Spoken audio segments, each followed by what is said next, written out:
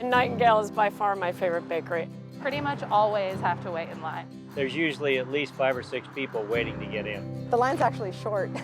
Usually it goes down the side of the building. I think the ability to create with your hands is definitely the best part.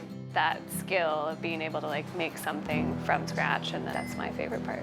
They'd have this seeded sourdough sandwich bread that's just airy and light and perfect toasted with butter. So the focaccia is our favorite. I have a 4-year-old and we call it pizza bread. And nobody does scones like them. Moist, they're flavorful, they just crumble in your mouth. You think, oh, I'm not gonna eat the whole scone, and then you eat the whole thing. The fact that they're an organic bakery, just like I'll drive from further away to come here because I know that the quality is the best in town. Quality is always worth the wait. It's well worth it. It's the best bakery in the world. I started at 18, 19. I went to culinary school, did like a baking and pastry certificate, and then got my first job at a wood-fired bakery in Point Reyes Station. It's called Nightingale Breads. And I worked here for 2.5 years for the previous owner, and then when she decided to sell, I just figured out a way to buy it. We make primarily sourdough breads. The belief behind sourdough right now is that, the longer fermentation periods and the wild yeast are better on our gut health and our digestion.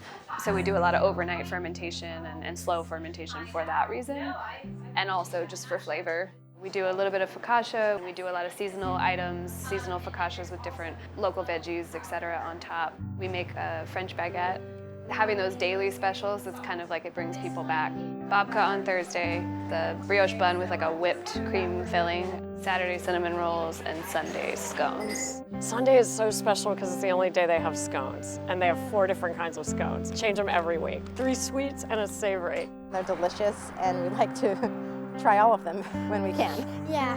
They've got their own brick oven, and so everything is they bake every day. The wood-fired aspect of it, you get like a better surrounding heat, so you get a really good quality crust out of it. It contributes to the flavor. I try to source as locally as I can, supporting other local businesses. When people do events and things, we can contribute product for those events so that we can kind of help support some local causes, and that's a big part of my mission. One of the reasons there's a line, Maya usually works the front, and she'll have a conversation with every person. The girls that work here are just unbelievable. They're so friendly. And the line is full of people that are cool to talk to. They usually are happy to talk to each other or give somebody recommendations on what they should buy, those kinds of things. It's a nice little community thing, hang out in line, talk to people. And so the line is kind of a sign that we are connecting with each other as humans. These women play around with flavors. They are creative, they have fun with it, and you can tell they love what they do, and it comes through in the food. There's nothing like having somebody bite into a baguette as they're leaving and tell you how much they enjoy it. I mean, that's ultimate reward.